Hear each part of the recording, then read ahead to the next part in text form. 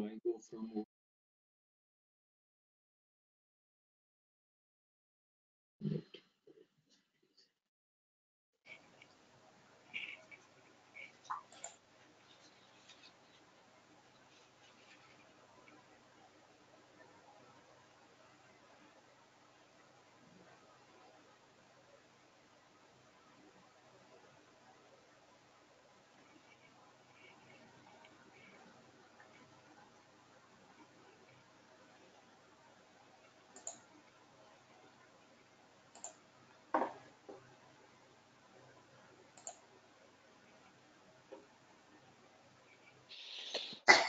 Hello everyone, and welcome to this second webinar dedicated to the LEDGER, the Human Centric Venture Builder Program, which is funded by the European Commission under Horizon 2020.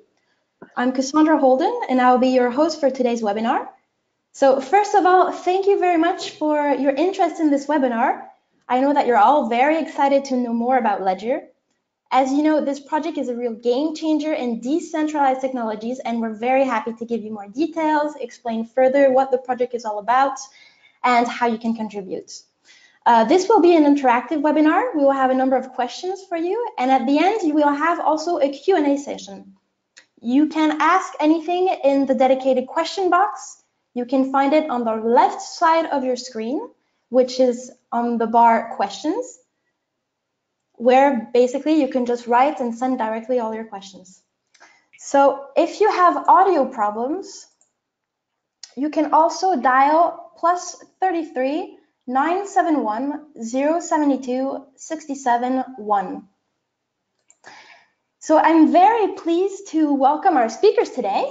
We have Andres Sanchez Sandaza, Director of Funding Box Community and also Project Manager of LEDGER. Hello, Andres. Hi, hello, Cassandra. Pleased to be here. Muted here, you're not muted here. We also have Dennis Jaromil Roro, Chief Technical Officer at Dyn.org, who's also deeply involved in the LEDGER project. Hi, Dyn. Hi, everyone. Perfect. And myself, Cassandra Holden, Innovation Developer at Blue Morpho, also a partner of the LEDGER project as well. So who are we, in a nutshell? Okay, Funding Box, we are a community of over 80,000 makers, entrepreneurs, innovators. We are about funding people and funding projects to grow. We are in around 16 research and development projects or projects from Horizon 2020 in different verticals, from this one that is in decentralized technologies to others in robotic, circular economy, etc. And we build communities around them, and we help the organizations to grow through funding, mostly public funding provided by the European Commission.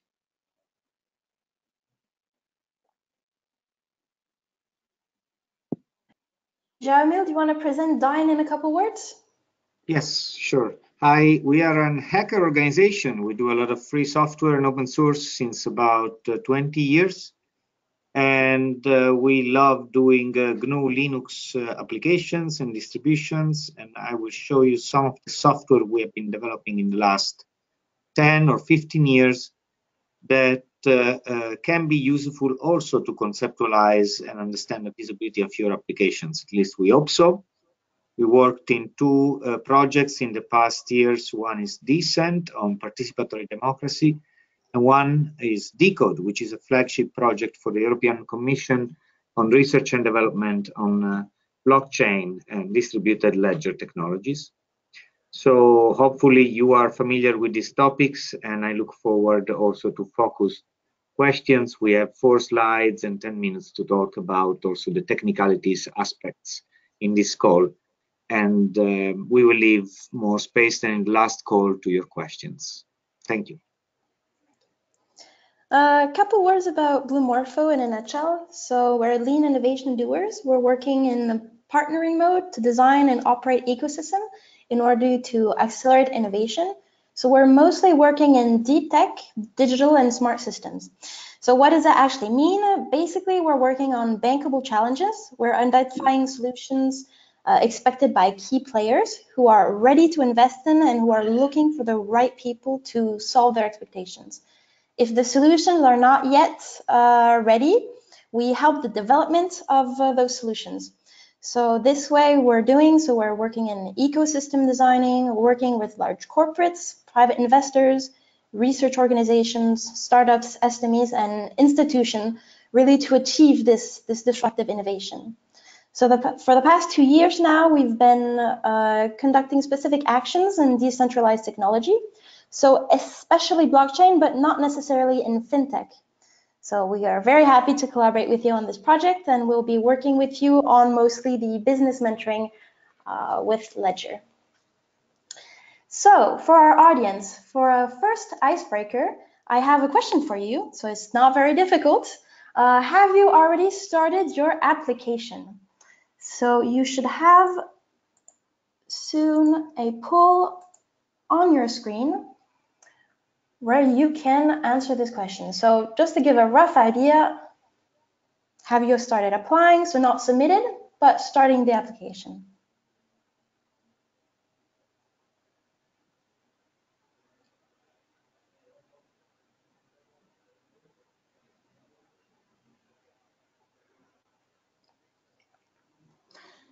Okay, it's very interesting to see that it's about half-half.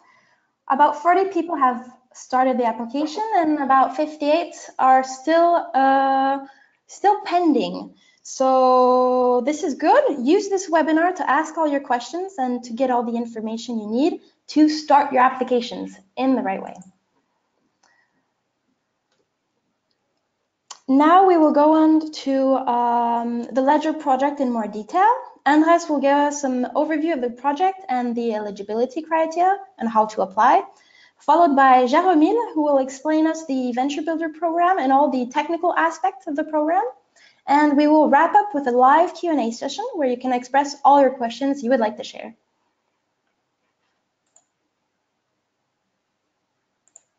Okay, so what is Ledger?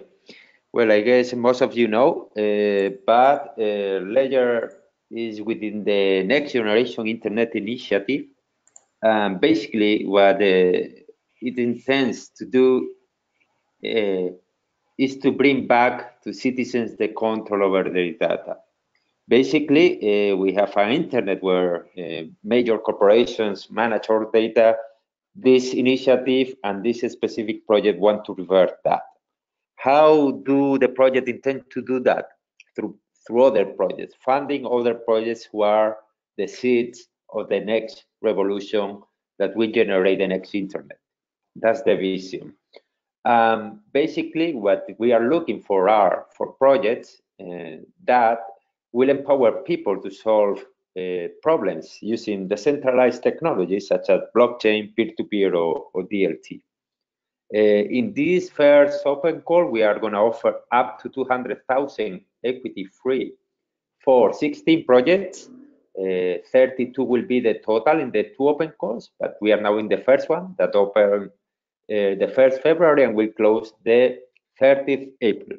So you still have a bit of time, but you know, time is getting a bit tighter, and the application form is a bit demanding. So we recommend you to start with it as soon as possible, and you know, make your question as soon as you can. For that purpose, you have the community that we invite you all to join there. Well, of course, you can do questions today, but there it will be an open space to make more questions after all. So, do I have? Okay. So, what is the value proposition? Well, as you know, maybe the hook is the money, but we are offering much more than that. We are a venture builder, so we will offer business support and more than that, technical support. We are about building products, so we are not for commercialization or anything like that. We are about building technology that somehow should be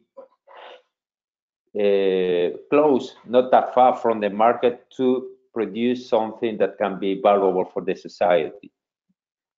So apart from the money, apart from the mentorship in business and technology, We will offer you access to pool of investors, and we will also offer you early adopters so you can test your solutions with some real people or real organizations. A part of that, of course, PR exposure and world-class event. We, as will Jaromir tell you, we have a really intense program for you prepared.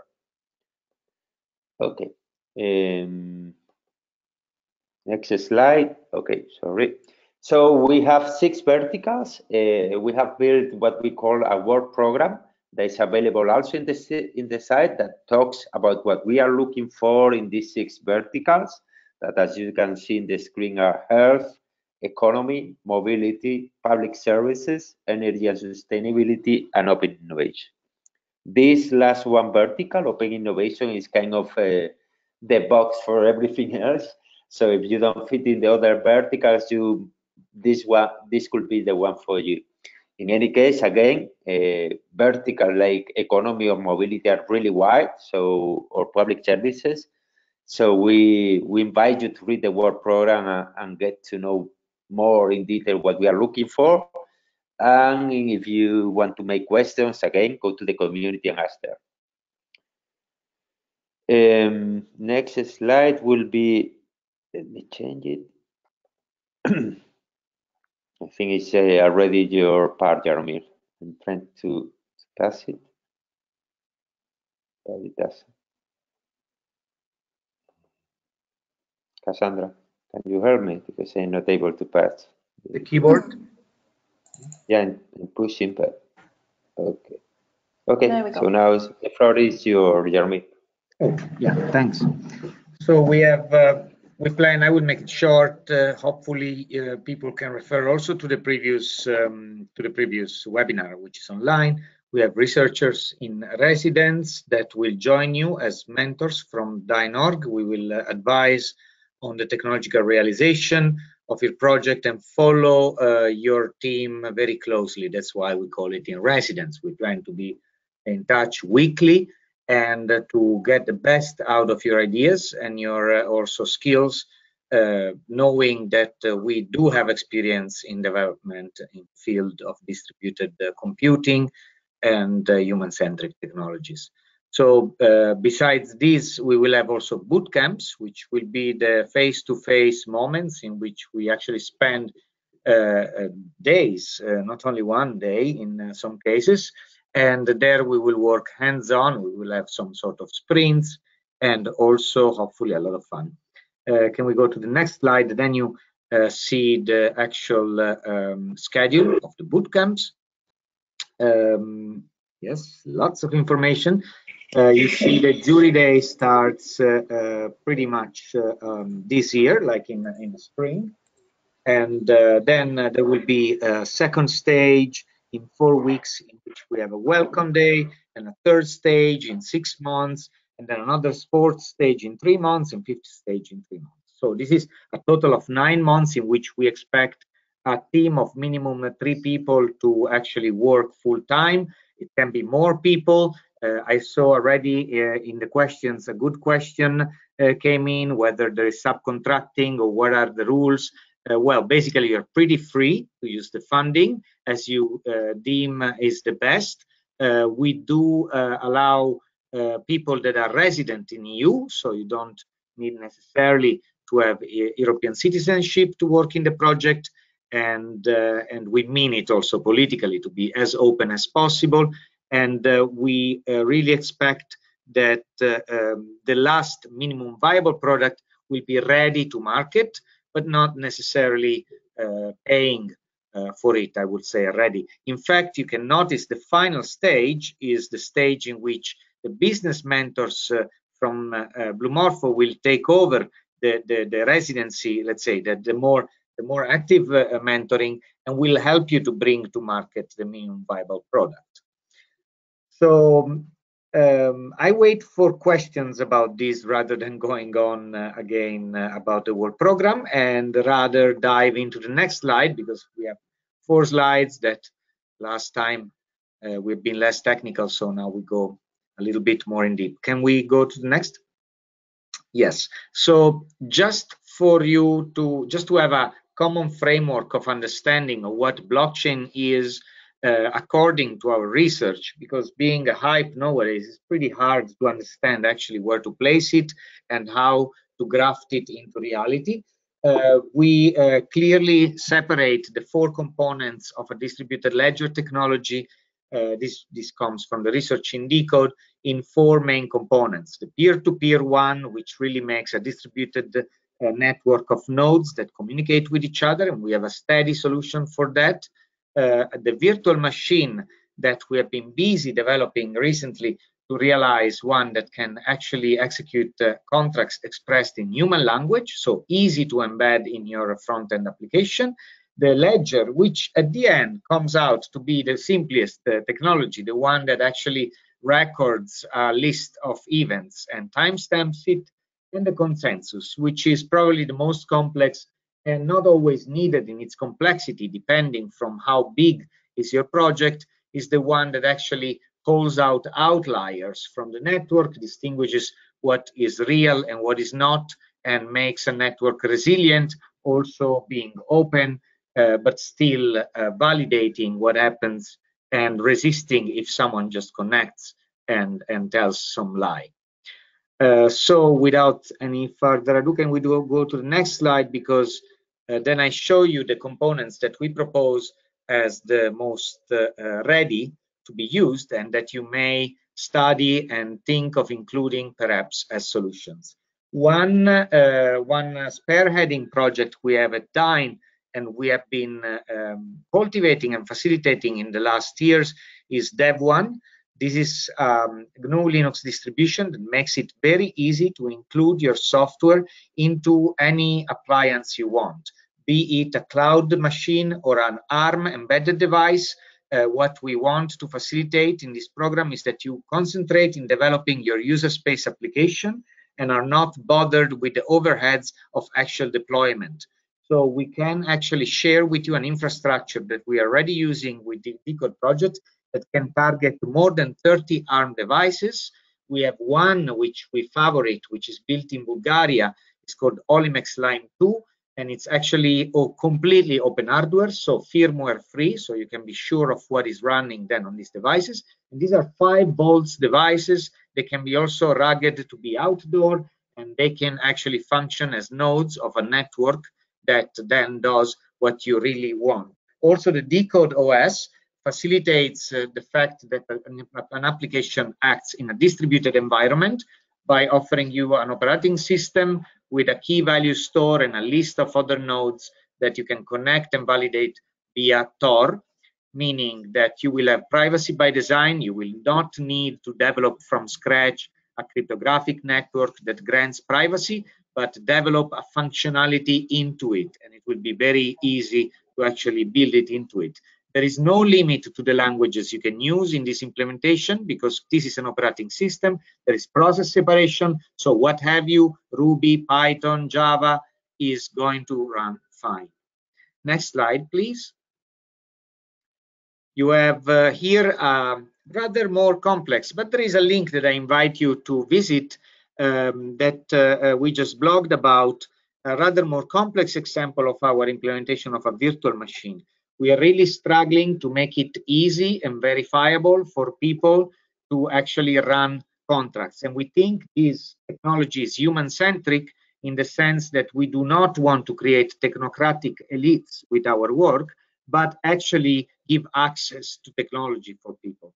So here you see a zero-knowledge contract, a rather advanced cryptographic implementation that allows us to actually authenticate users without using a password, but with a key pair, so a couple of keys, just like in GNU PG.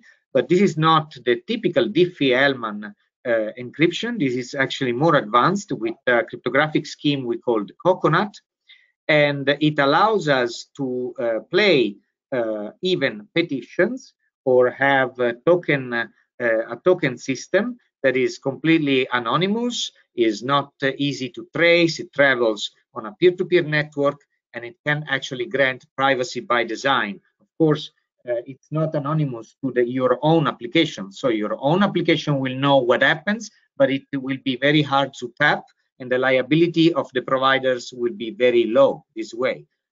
So in this particular example, you see actual code into these boxes that are, I'm very bad with colors. I'm not sure if you would call them green, cyan.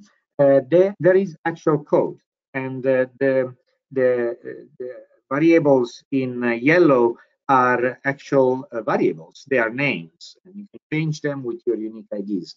They take and also produce JSON structures, and they can be embedded very easily in your own application. Again, we have bindings for all major languages, and more bindings can be done.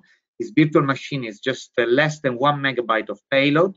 It can run into a bigger application, and it can actually produce validations or actually run petitions and produce data structures that you can store, broadcast, and they are validated cryptographically. We will go through more of these, and hopefully each of you will have someone in the team that can well understand and share this knowledge, and then brainstorm of what we can do with this technology. I invite you in the meantime to visit the blog post linked there that explains also the quality of this innovation when compared to other systems which you may have played with in the past, like Ethereum. Please, next slide. So at last, we have another project which is led by our colleague Aspasia Benetti, is the Freecoin social wallet developed in the Common Fairnet project and used by other projects to actually run a token system very easily plugged with one or multiple existing blockchains. This supports both Bitcoin and all its derivatives, which is more than 1,000 implementations now, but also as a database. It has full transparency within the system of users, and it has transparency but anonymity to the outside, so that the volume of transactions can be actually reviewed and validated, and the privacy of people using it can be preserved. What is nice is that inside every transaction is transparent to everyone. Every wallet is transparent to the participants, and actually you can have also tags linked to the transactions. So it almost becomes like a Twitter where you can browse transactions and also make project budgets very easily by clicking on a tag and understanding how much is the volume and how much the transactions. So that's pretty much it. I get a pop-up that our webinar is completely full and maxed out. I'm sorry for the people left outside. I hope the video will be online soon. Thank you.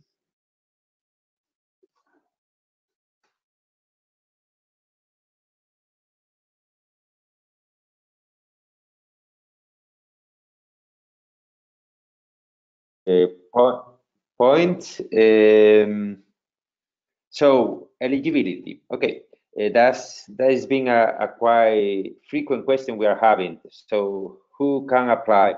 Well, in this case, and this is not quite common, but as we are trying to reach people who bring new blood to the European Commission, you don't even need to be an entity to apply here. So you can even apply being a team of natural people, at least 3. In both cases, either you are an entity or you are a team of people, we require 3 profiles. This is a requirement. So please, if you don't have the team with these three profiles, you need to find the people. If you don't have them, your proposal won't be even evaluated. So please take good attention into this. So we are asking for 3 people, at least, 3 profiles, a researcher, with this we mean an academic researcher, and it can be technical, but it can be also based on with background in humanistic or social research, so it doesn't have to be technical. Then we need a developer that is a technical profile, as we are about building technology and we are about building an MVP.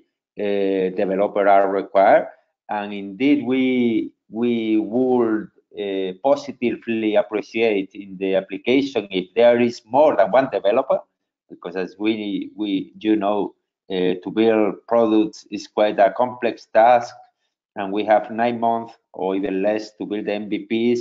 So we will need, if you have a stronger developer team, that will be appreciated. And then someone on the business side or in the entrepreneurial side. We want this profile because even if we are building MVPs, we want someone that is thinking in the future and is thinking about, maybe not about becoming a unicorn, but maybe thinking the sustainability of the project. How are you gonna keep going? We hope that if you are awarded here and if you go through the MVP program, our goal is that your project last for much longer, not that at the end of the project you just close the project. So we want also you have into account this business perspective. As my colleague Jaromir said, you need to be placed in Europe if you are one of the legal people applying, but you don't need to be European. And you can be from any of the associated countries. And there is another point. We are giving quite good value to gender balance. So we are looking for things with gender balance. If you don't have that gender balance, you cannot get the most of the points. So we kind of, suggest you to look for that gender balance. In our experience, this is good for the project. Yeah, as I say, if you don't get the full, you won't get the full point if you don't have it. So next slide. Okay, now we have the questions. So next question for you, the audience. Do you have the 3 requested profiles? So I can make research, developer, or entrepreneur. Now you should soon have the question on your screen.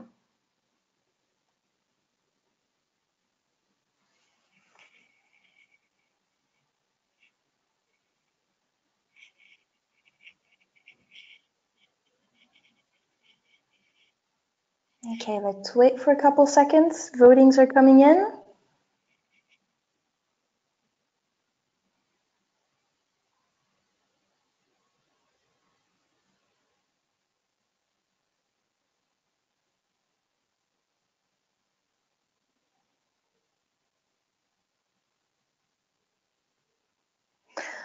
Okay, so we see that about 60–70% of the people have at least 1 person per role, or they have several people for all the 3 roles. But we still have about 20–30% where 1 role is still lacking. Another question for you: are you going to apply as a team of individuals or as an entity? So an entity can be an SME, a startup. Now you should see the poll on your screen.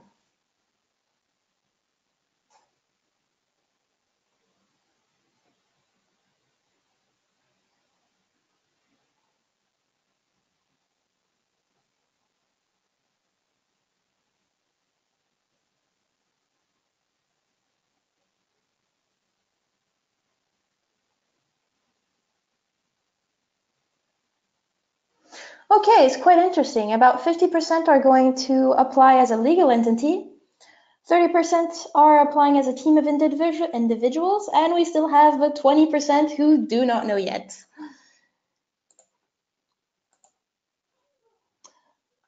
Okay, now Andres, can you follow and explain us more about the application process, and if you have some tips and tricks, and explain a bit more in detail? Okay, I will.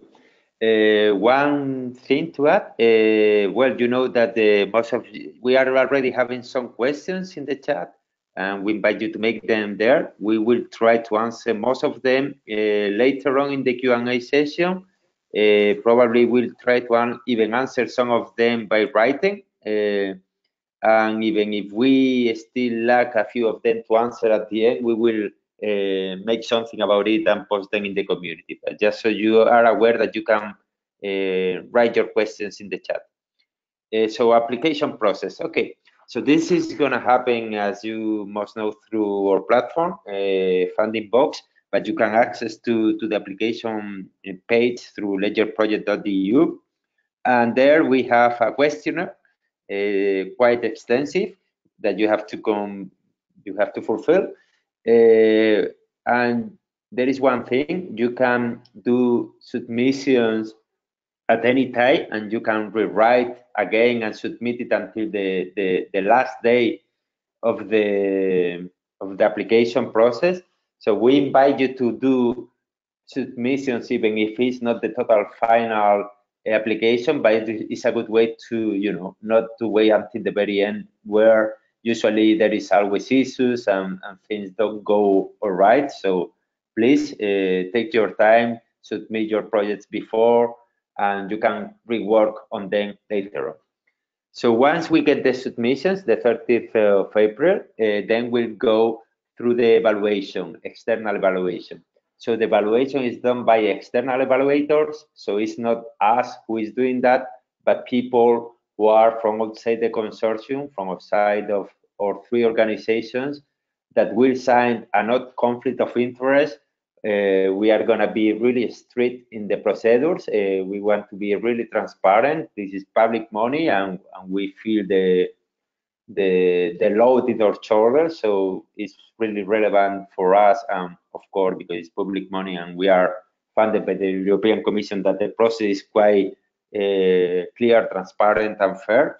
We'll have 2 evaluators per proposal, one technical, one not technical, evaluating them and giving to them points. That will produce what we call a ranking with all the proposals, and we will invite to the jury day the 32 best. The 32 best will go probably to Amsterdam at the end of May. It will be a presential event where we expect ideally the 3 key players in the proposal of the team to be there and to pitch to the jury.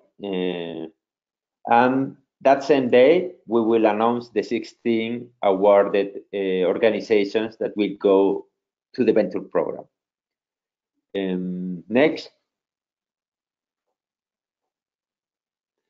So, well, this is the page. You can access through ledger-open-call.fundingbox.com, but probably it's easier to go to ledgerproject.eu. And then you get to this page, and if you click into apply, next, you will get to the form that you can see it here.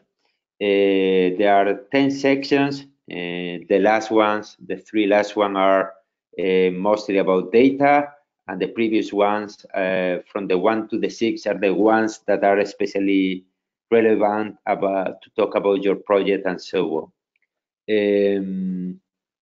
I think in the next slide we see the key parts that evaluations are going to evaluate. We are going to evaluate your project based on 3 aspects: excellence, impact, and implementation. As I say, we'll try that each proposal is evaluated by 2 evaluators, one that is technical and one that is not. So you have to manage a bit how you write the proposition so it's understood by technical people, but also for not technical people. So in the excellence, it's mostly about the ambition of your project. You have to take into account that we expect projects that somehow are based on research. So you have to show us that you know about the state of the art. You have to tell us about how you are going to grow, what is it that you are going to produce, and so on. Then when you talk about the impact, it's more how your project is going to produce an impact in society.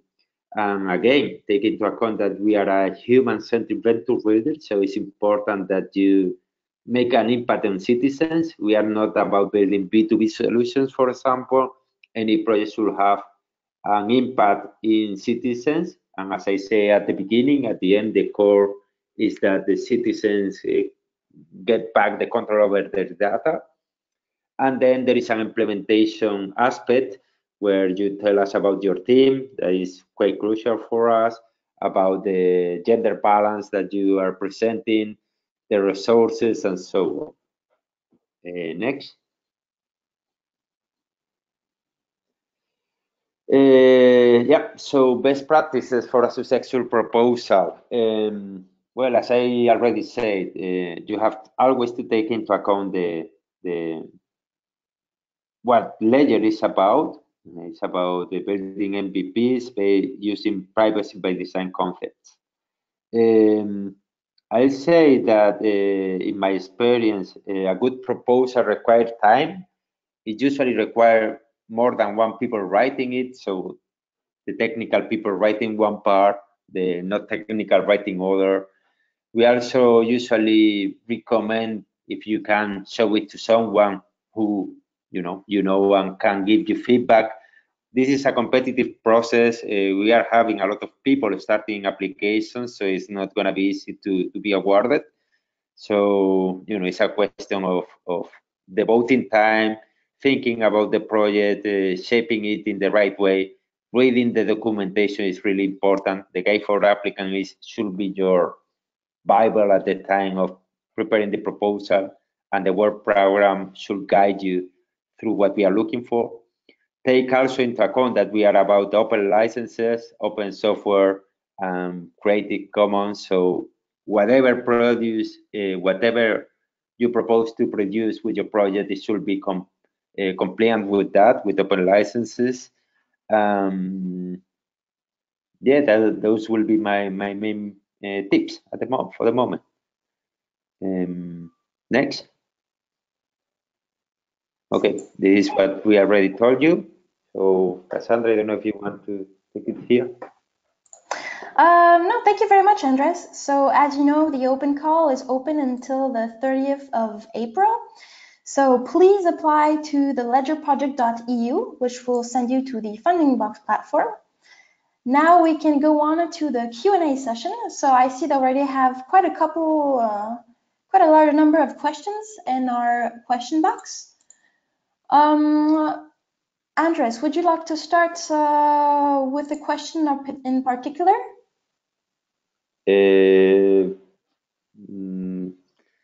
Well, I guess we can start from the beginning. Okay. There are a few that has been answered by Cito, I think. A couple answers have been applied. I see one that has just been posted. Who are the independent experts? How do you select them? Okay, maybe that's for you, Jaromir.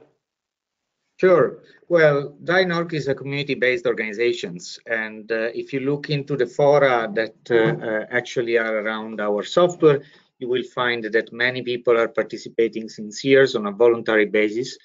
And so we have a map of people that are really expert in certain fields, which are not only technical. And basically this project, which is the first Cascade funding that we mentor, has been an occasion to leverage their role and ask them to actually help applications like yours. These are people that do it in a way or another all the time and also for free, and they do it very well, especially regarding our own developments. And besides those, we have also included experts that we know to be outstanding for their activity in their professional field, like journalists, like lawyers, and entrepreneurs. So, and researchers, of course. So we hope that we provided an extensive overview of researchers and experts. And well, we will we are also receiving some applications as experts from people which we are evaluating. But basically, we have gone through choosing the people that we think are excellences in Europe in their field. And we are open to suggestions, of course. Okay, thank you. I have another question here. What if we are working with universities, so student projects, but have no full-time researcher in the team?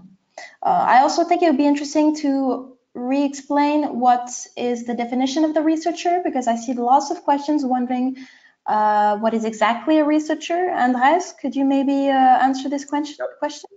Yeah, this has been a quite frequent question. Okay, so the basic, the minimum requirement to, let's say, comply as a researcher is that someone from your team has done the master degree that give you access to the PhD.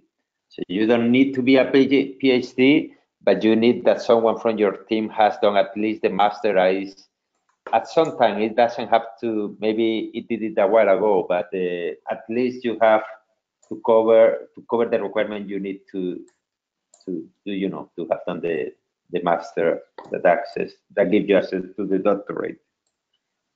And the second bit of the question was, Cassandra? The second part was the question, do they have to be full-time for the researcher? It's not compulsory. So, I mean, if it's not full-time, it's not that you are not going to qualify, but it's recommended. So we understand in theory that your project has to be based on the research done by that researcher. So we still can understand that the person is still doing some work on other side. So maybe it's not full-time. So that won't make you ineligible, but the more time it devotes to the project, the better for the assessment, let's say, and for the evaluation. Okay.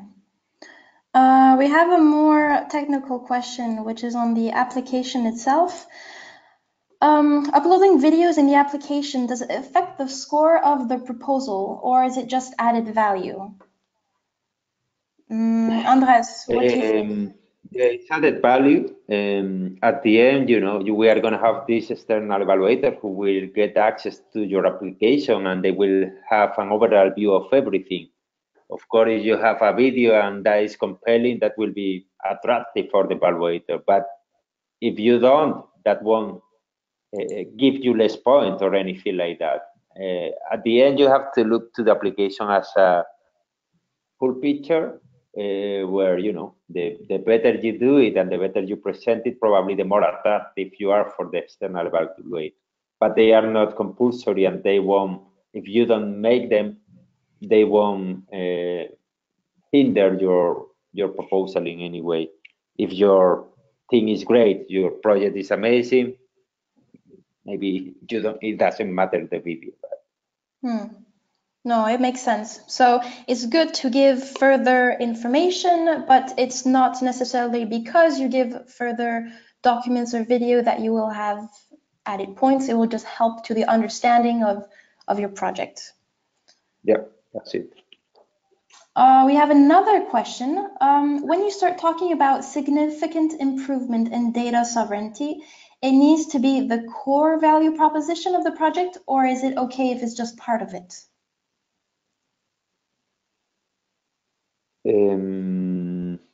Well, if you're going to get into the venture program builder that it will last a year, we want you to produce a significant improvement of your product.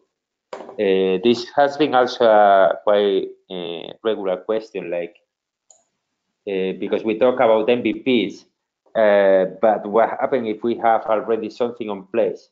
That's fine. You can have something on place, and you can, through the venture program, through LEDGER, go to the next stage in your product development phase. But of course, we want to see ambitious projects. You have a good period of time to develop something, and we want to see that in this period and with this money, you are able to do substantial advances. Okay, it makes sense. Another question that seems quite technical, that might be for Jaromil. To reiterate, if someone creates something on Ethereum, such as a smart contract and some server APIs in traditional sense, does all of that need to be open source? In a sense, should the business idea be one that works in open source domain?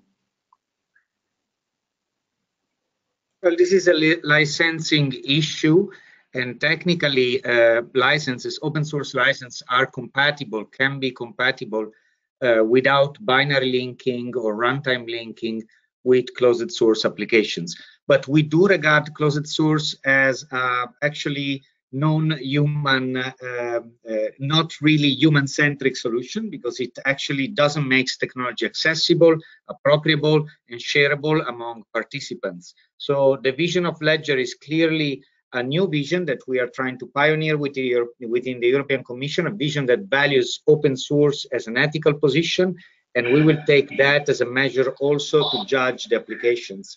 If there is not a strong reason to actually close the source of your developments, then if you're just looking for making an easy profit by closing the source and entangling the participants into your own dominion, then we will regard that as definitely antisocial, as we do with any of the closed source software that is around. Okay, I think that pretty well responds to that question. Okay, we have another one which asks, what's the benefit for humans and their environment using electricity, PV, wind to heat homes? Second, decentralizing of mining. So I'm not sure I truly understand the question here.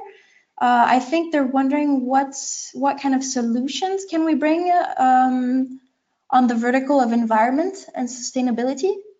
In general, it's a good idea to read the work program document that we worked on so far.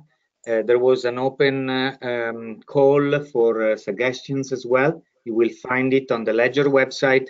It's a rather long document, I think 16 pages, that defines what is our vision of human-centric, of social good into each and every vertical. So we leave it open to you to interpret and articulate your idea and envision also how it will be used. Just keep in mind that for us, profit, at least I tell you, as a representative of a non-profit association, and we do software not for profit, but for the benefit that it gives to the communities, we don't regard the profit necessarily as a good thing unless it comes with the actual facilitation for people to live a better life in common and in the society. So it's really open to you to interpret that and demonstrate also how distributed mining can help people. The environment is very dear to us. It's one of the core values of the Statute of DynOrg. So we will look for projects that do not ruin the environment. So therefore, with that minor. So yet again, if you have specific questions regarding the verticals, please refer to the guide to applicants, which is on the Funding Box platform. So you can find a lot of information in that document. So please first read out the document, and if you still have questions or things you do not understand, then send us your questions within the Funding Box community. So another question.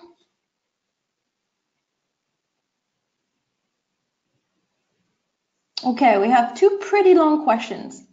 So, as a cross-disciplinary team of researchers, designers, developers, and entrepreneurs, we are happy to hear that projects should be human-centric. We are used to creating technology based on results of research with humans, not the other way around. Does this approach match with your expectations, or is the focus more on the technology development? I guess this question can be asked maybe for both of you, Andres and Jaromil, for the technical aspect and the technical development and the whole human-centric approach around this project.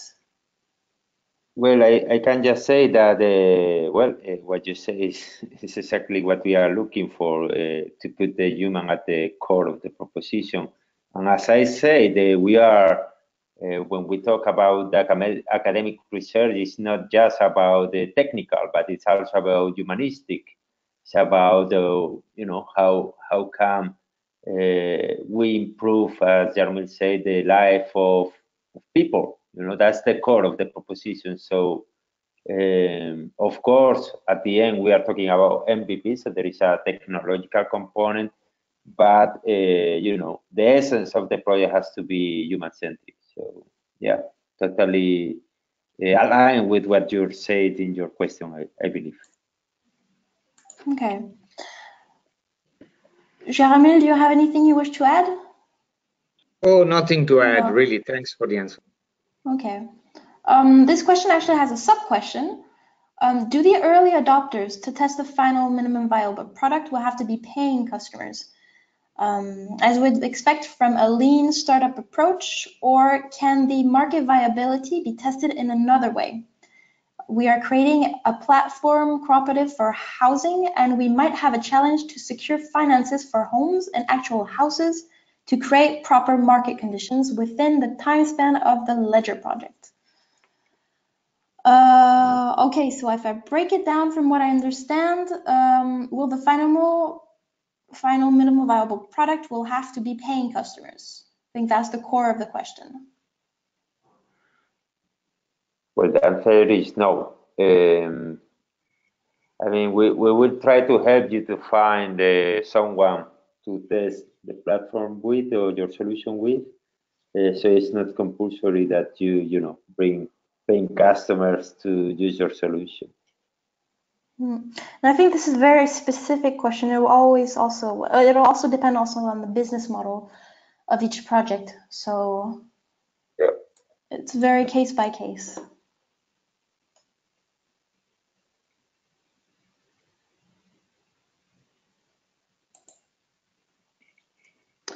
Okay, and another question we have, our team skills are quite spread. So a researcher with business development experience, a software developer that has experience running his own business, and someone coming from private sector with experience in business development and software development.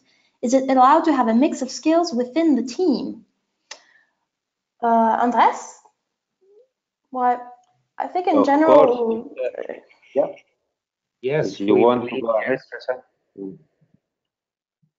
I can answer from this question. Yes, I think it's very important to have different backgrounds and different skills. This will only add weight to your application. Do you have anything to add, Andres? Yeah, basically that, of course, people with multiple background is great, but at least you cannot say I have one person who is a researcher, an entrepreneur, and a developer at the same time. We need at least 3 people, one with covering each of the profiles, and maybe one of those have multiple skills, and that's great, and that's the strength of the team and the project, but at least 3 people to cover each of the profiles. So in your application, please really bring forward the role in the team, the composition, each skills of each team member, and how each team member is dedicated to the team as well. Are they full-time or are they only part-time? What's their background? And all this information will contribute to give weight to your application. And also, if you have a clear idea on how the program can help you, also bring this forward.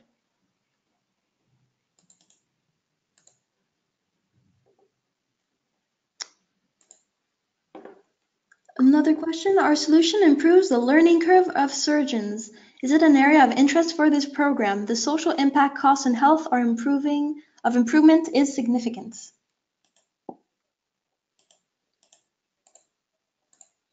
I would say yes, because health is one of the verticals. So anything related to health. Andres, I don't know if you want to give more specific information on the health vertical. But in any case, all information for each verticals can be found in the application guideline, which is on the submission platform. No, I would refer again to those 2 documents. We have the guide for applicant, but we have the work program. That is the one that specifically talk about the 6 verticals. So go to it, but basically if you are on health and your solution improves the impact in humans and citizens, I think it's welcome. but please read it in detail, and that will help you out. And if you keep having questions, go to the community and ask your further questions there, and we will answer them quite quickly. Okay. I have another question here which asks if the researcher will be provided. So no, the researcher has to be part of the team who applies. To confirm this. Yeah, maybe to add on that specific, I think in several cases we're finding things that maybe miss the researcher, or the other way around, where they are a research team but they miss the business development guy. Well, what we do is to suggest you to look for the person you are missing. You still have 1 month and a half to do that, and basically you just need to find the person and to agree that they will be part if the project succeeds. So, even if you don't have the full team, you have a bit of time to look for that person and, invite that person to join your team. And just in the case you are awarded, you will have the compromise. So this is a requirement, and we suggest you to, in the case that you don't have the full team, to look for the members to complement it and have a competitive proposal in LEDGER to be able to be one of the winners.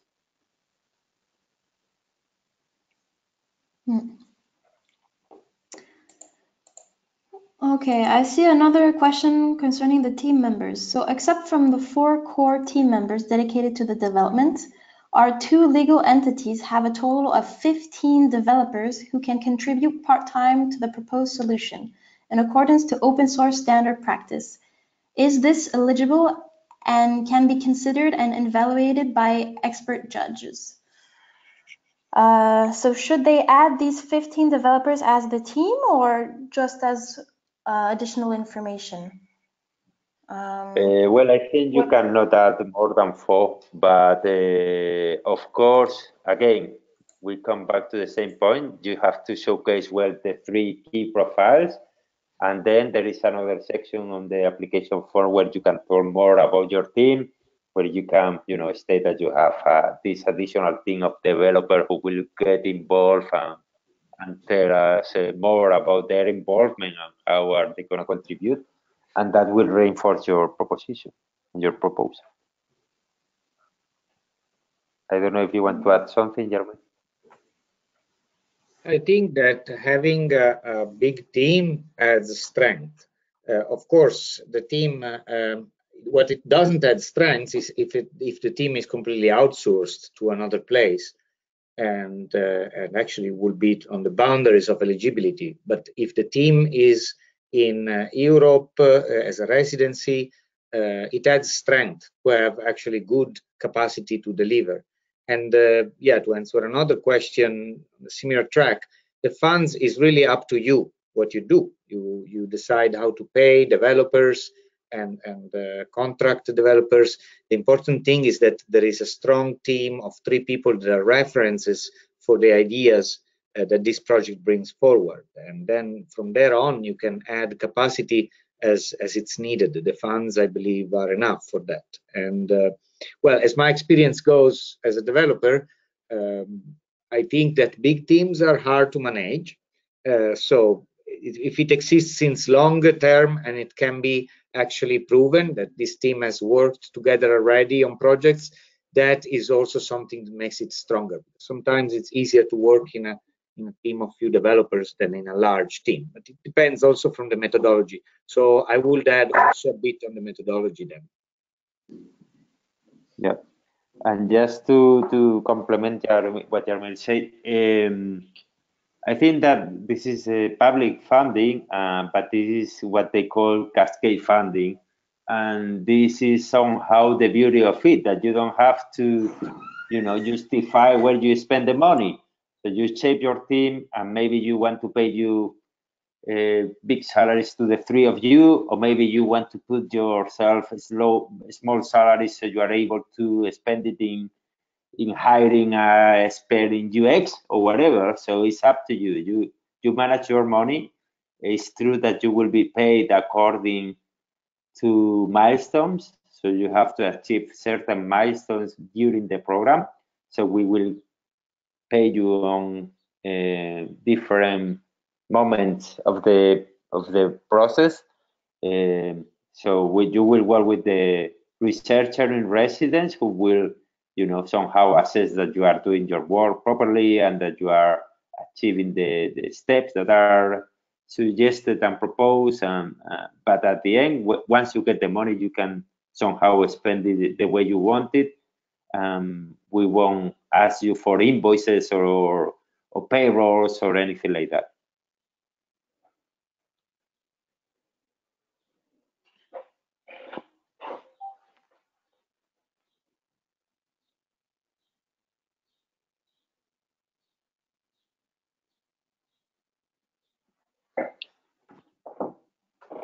Cassandra?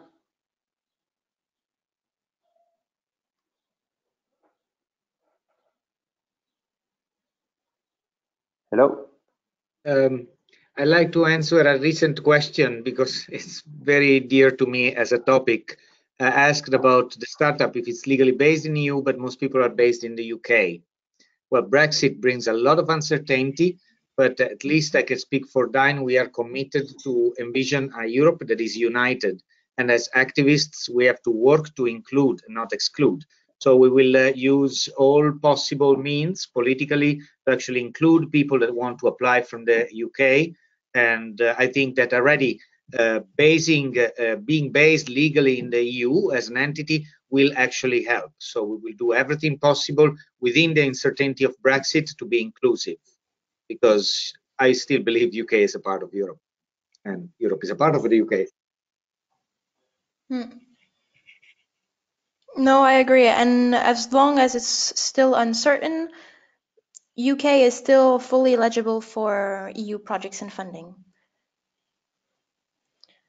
I have another question for you, Jérôme, which is more technical. Can we develop our protocol on EOS blockchain? I know little of EOS, but I've heard good things about it. Well, you make me curious now. And yeah, for sure, of course. I mean, you choose the technology. If you have the capability to develop on that technology, then use it. We will not force anyone to use a technology or another. The important thing of this call is what you want to do with it. So yes, go forward with EOS. What I recommend is to not choose something that is too closed or whose fees are too high, or something that you are not in touch with the community, because if the blockchain has a community that has high fees and you're not well in touch, then you may incur into high expenses while you trial it. But if you are asking already about such an advanced technology, then you must know about it. Okay, I'm following up from that question to another technical question. Do you need to release an open source license for this project? We strongly encourage using open source, and through the World Project, we will work to make actually possible to have open source sustainable. For us, open source adds to the value of human centric, and basically there are many licenses to choose from. It's also possible to envision dual licensing. We can actually study how to bring the modules together so that even if you have like a service-based business model or a pay per features business model, it can fit within the licensing. So I would say let's first start with an open mind, analyze what is the project about, because we will have great experts to help us in formulating the business. We have also in-house a Dine person who would even follow you as a researcher in residence to actually analyze the licensing model and develop something that is sound, and it's also respecting the open source community. What I like to say about this really is that when you go open source, you have a big advantage because you are standing on the shoulders of giants, and usually the software ends up being much better, especially from the point of view of the SME. So why we enforce, we don't enforce, but why we recommend open source is not only for a political reason. that we may nurture and dine, but also because we want to see well-sound technology that is appropriable by a community, that survives the span of the project and can be maintained, and all the good things that you know about open source. Okay, very clear.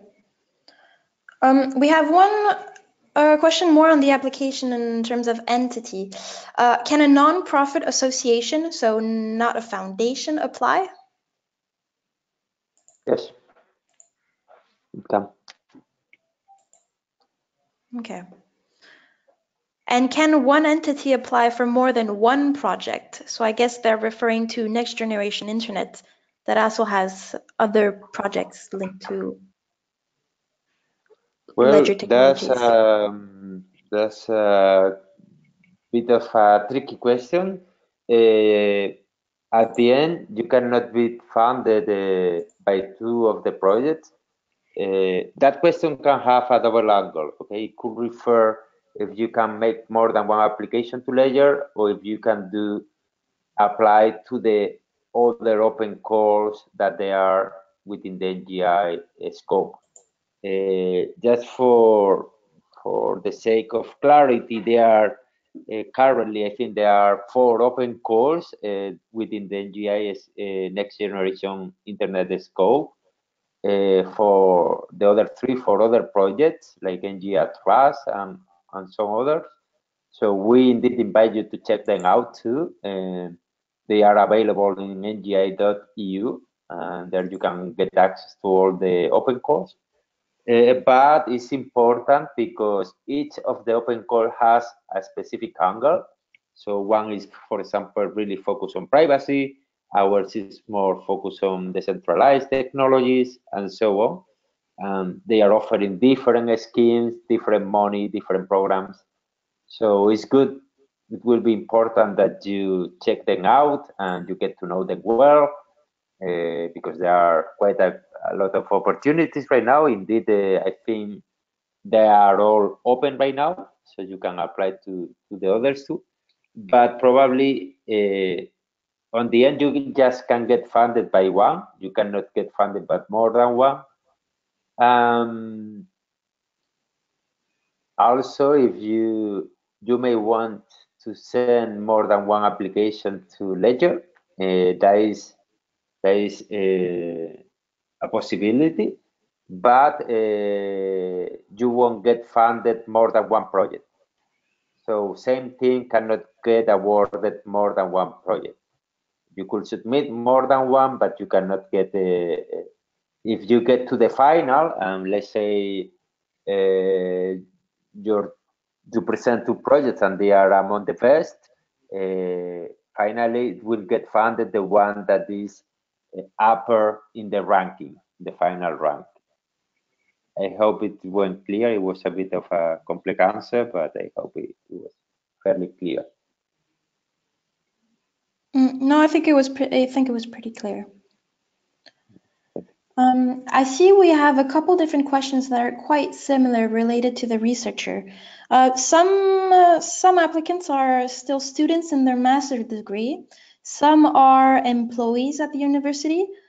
So I guess the question is, can a student be a master's degree which is an employee of the university, or can it be somebody that is published as a research, that has published research? So I think we still go down to the whole definition of the Marie Curie definition.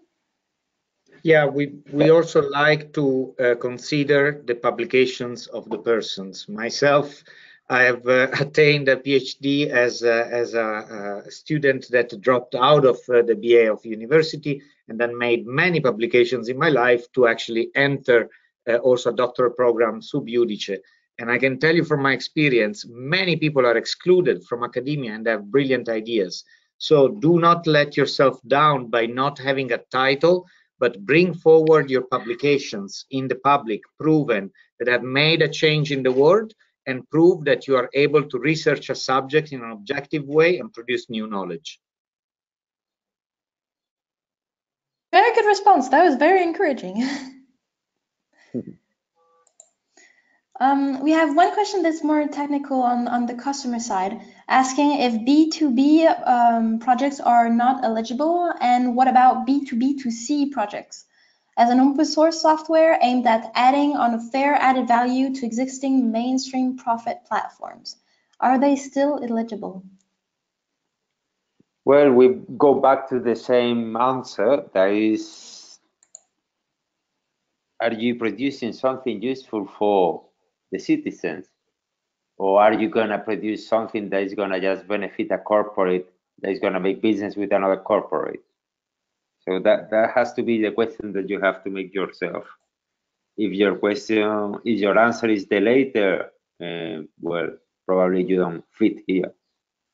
So you can have B2B solution or B2B2C, but the point is that you are producing something that is useful and valuable and that bring impact to citizens.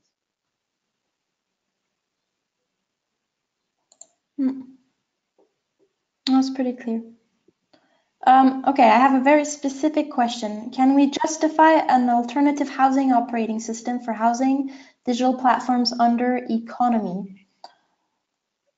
We believe yes. There are great examples of formulations on how to overcome, and clearly in the Decode project, if you look in the narrative that is really outspoken thanks to our coordinator Francesca Bria, you see that we are actively counteracting the extraction that is made by foreign companies and tax evaders like Airbnb, and trying to find alternatives to this sort of situations. So living together, also a neighborhood that actually manages itself in a more social way and non-profit driven, but also environmentally keen initiatives, they are all good. And so, yeah, I would say what is the housing purpose is important, and what is the scheme, the methodology, and the technology is accessory, but bring it up because it sounds pretty good.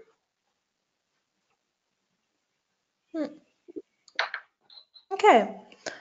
We have another question here. Do we receive support to get in contact with potential relevant partners? So I guess all depends on the definition of the partners itself, if they're looking for technology or business or fundraising. So within the project, you will have potential relevant partners with well, the business support, with also the technology supports, the whole fundraising phase, and getting in touch with investors. And also during the launch of the minimal viable product, getting in contact with a pool of early adopters. So if that's the definition of relevant partners, then yes. Andres, if you want to add anything to this? Yeah, I think that well, that is your specialty. As is when the project gets in the second phase of the, well, that is maybe good to clarify too. As you may have seen, it's only in the website, but maybe you all not are aware of it. The program has two stages: a first stage of 9 months and a second stage of 3 months. To the second stage, there is like the business part of or more focus on the business side. Just half of the project will go through, and the ones that go through that stage get the last tranche of the money, that is 50K.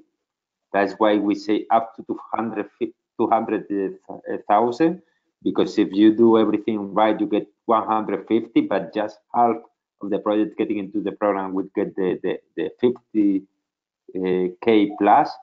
So in that phase, what we will be helping you is to build kind of your business proposition more in detail, and that will be the phase where we will prepare you to get ready for investors. So we are going to help you on preparing that, getting ready. We are going to help you in accessing investors. We are going to helping you in get test validator for your proposition, but we are not going to do business development for you. We are not going to call doors for you so you can make business. And that is more on your side. and that's why we also want that business development guy in your team. So, we help in many ways, but of course you are the one who has to push and to make more business for your proposition. And just to add to that, for the business mentoring, so what we're doing is that we're really putting the teams in the right ecosystem. So to learn from the different partners, from the customer's feedback. So how we're working is that we're working in a lean innovation model approach, so known as lean startup. So we can challenge you on your idea and your potential market to fine tune your project with you. And by doing so, we're also doing that within our community. So we have 60,000 different contacts in 24 different business verticals, so that you're not taking any risk. You become visible to the market and to the community only when you wish and when your product is actually strong enough to go on the market itself. So the lean innovation approach leads on two major points. So we define and validate with you your business model, and we check also your market feasibility. So when you're able to show the market traction and the real business value, to be able to collect the relevant financing and go on to the next steps. So if there's really two keywords, it's in the Venture Builder program, we are working really on the pragmatic and agile side of your business model. So that at the end of the program, you've gained time in your development phase and deployment to market.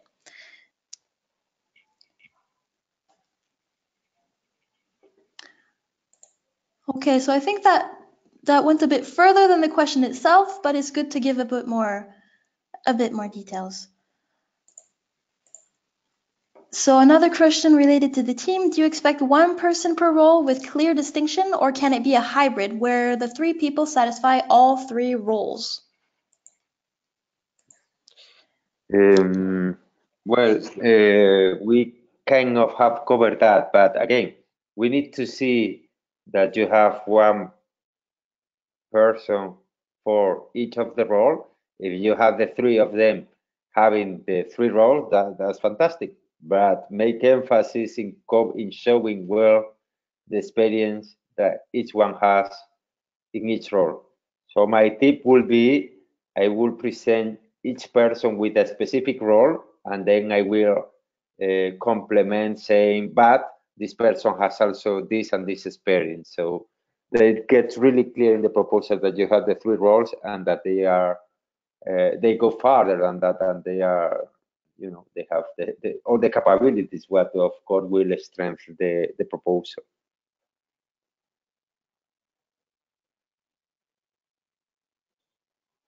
Okay. I see some very specific questions here. I think this might be for you, Andres. If the two legal entities, so companies apply, how will the grants be paid? Is it possible to split the payment to these legal entities according to their mutual agreements? For example, 100K to legal entity A and 50K to the legal entity B. And of course, in phases, for example, 15 euros for the company A and 10,000 for company B. Can they split the payments within themselves? Well, that's a good question, and I'm not able to answer it fully because that I will have to talk with the financial department to know what will we do in that case. My perception, what we usually do, because the same question can be done in reference to the case that legal people apply, is that usually what we do is to get one person that receive the funding and distribute to the rest. So in the case of two entities, we will probably do that. We will get one entity to who we will pay, and that one will distribute to the others. That is more or less the procedure that the European Commission does. For example, in the projects like LEDGER, so the leader usually get the funding and distribute it to the rest of the partners, who sign what they call an agreement, a consortium agreement to clarify things. So the answer will be I'm not 100% sure, but according to my experience, I would say that we will be probably paying to one of the entities that will be considered the leader, who should agree with the other party how they are going to distribute the money, and where we don't get into that deal. So that is kind of a private deal between the parties. And a similar scenario will be for team of people applying. That is not a legal entity. Thank you. Another question that seems to be quite important as well. What is the level of confidentiality of the proposal we send? Is there a non-disclosure agreement? Totally, yeah. We will take quite good care that that information is not shared with anyone that is not required. So it will be just the evaluators getting access, the external evaluators that are assigned to your proposal, that will be signing a non-disclosure agreement and a non-conflict of interest agreement, the ones who will be able to access to it. So yeah, we take good care of the confidentiality of the proposal. And in the same line, we have another question which asks, who owns the IP in any strategy methodology shared and or developed? Who owns the IP? Yes. Sorry, yeah. Well, of course, the one who developed it. So, yeah. Yeah, we don't retain any ownership of any knowledge generated by the project. Okay. Another question related more to the whole next generation internet application. We're preparing an application for NGI 0 PET on privacy for a very specific part of the development, so design of a privacy control protocol, but would like to apply to LEDGER for the overarching minimal viable product and business scheme. Will we not be eligible to either of one of the calls if we get funded from one? So basically, if we apply to several European projects, can we access the funding from all the projects or only one, or how does it work? My understanding, this is something that maybe is the European Commission who should answer it, but my understanding for previous conversation with them is that you just can get the funding from one of the open calls. If not, they will consider it double funding, and they want that this money reach as many organizations as possible or as many things as possible. So yeah, in theory, I think you can just get funding from one of the open calls. That doesn't mean that you can apply to the two, but then if you are awarded in the two, you may have to select one of the two.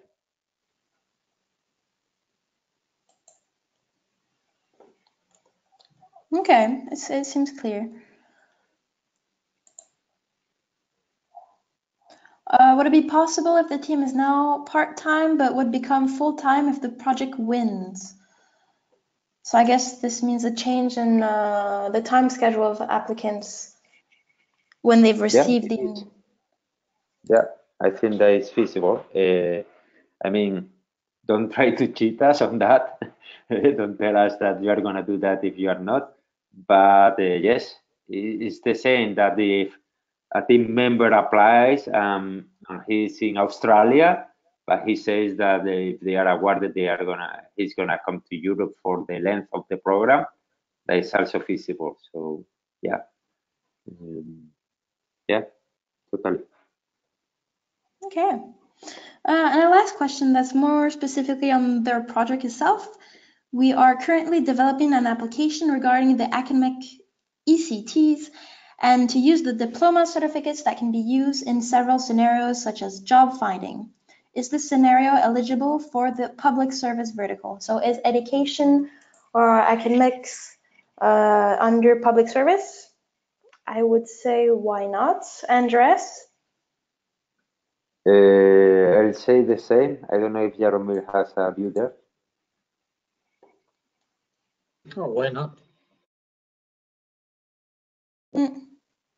Yeah, I don't see why education wouldn't be under public service. It seems the most fit. And yet again, if you have several verticals for one's project, you can also apply it under the open innovation vertical. So if you have cross functional verticals, don't hesitate to apply in that sector. Okay, I think we've gone through all the questions. I don't see if, do you see any more questions you would like to answer, Andres or Jaromil? No, I think we have answered quite a good number of them, so I'm happy with that. Jaromil? No, we're fine. No, I think it's good. Oh, I see one who asked if Swiss citizenship is still applicable. I think so. I think so too. It's an associated country, so I think yeah, they can Well, apply. if you can, if the applicant can look into regulations, because I do know that European projects are usually paid by funding from the Swiss nation. So Switzerland can participate in European projects, and this is on a higher level, not cascade funds. But when it does, then the money comes from Switzerland and not EU. So there is a matching funding to participate in the projects. I'm not completely sure how would apply in this case. So if you ask on your local representative, then you can find more information. I would also say yes. Okay. I see that we have one or two questions we haven't answered. Do the human-centric and business elements have to be the same? Is developing a system that is used by business to generate profit that at the same time is used by non-profit groups eligible?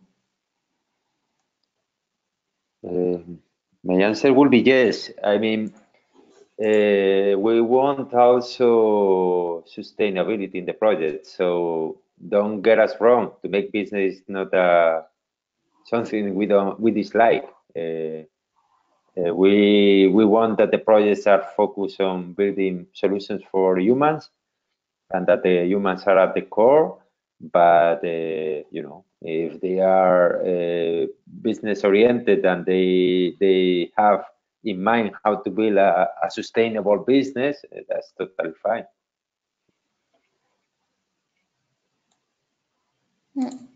Okay, I think we have our last question, and then I think we'll wrap up because we are running out of time. It's almost 2:30 already. A last question that seems a bit technical, so I think it would be for you, Andres. Does the funding go into the de minimis category of EU funding, or is this category not relevant here? That's a good question. Being totally frank, I'm not totally sure. I think it does, but I'm not totally sure. If I would suggest, as I'm not being totally able to answer it, to post the question in the community, and I will ask to the financial and admin department, and they will give me a clear answer to it, and we will answer to you on a more certain way. No, this is relevant. No, it's good. Okay, I think we've gone through almost all the questions here. If we haven't answered your questions, please send it on the LEDGER community. So you can find the LEDGER community on the LEDGER website, where you will fill in and send your application. You can send all your questions here, and we have a team that's dedicated to answer you and resolve any doubts you may have. You can also find all documentation on the LEDGER community and the Funding Box platform, so please have a look. It was a pleasure to have you all today. I would like to thank you for joining this webinar and spending these 2 hours with us. We really appreciate that. And I would also like to thank Andres for this very detailed presentation. Thank you. And Jaromil, very precise and professional on handling the technical aspects and the LEDGER processes. Thank you very much for that and your presentation and participation. Thank you. Thank you. Thank you, Cassandra. And thank you really for moderating and facilitating, I would say. You make it very easy for us to answer all these questions for 2 hours and a half. Thanks, everyone. Thank you. It's a pleasure. So for all our audience, you can also find the recorded version of this webinar. So we will make it available and send it to you directly through email. You can also find it on our website, and we can get back to you if you have any questions. So please don't hesitate. The team is looking forward to support you in the Ledger project, and please apply. It's time. Time is ticking. And again, you only have until the 30th of April. So thank you very much, and it was a pleasure to have you all. Thank you, Adres, and thank you, Jaramil, again. Bye bye. Ciao. Thank you, you. Cassandra. Go ahead, apply to Ledger. Bye.